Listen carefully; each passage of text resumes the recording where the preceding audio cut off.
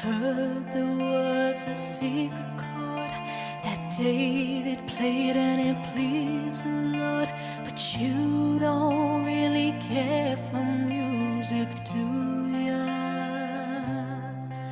Well, it goes like this: the fourth, the fifth,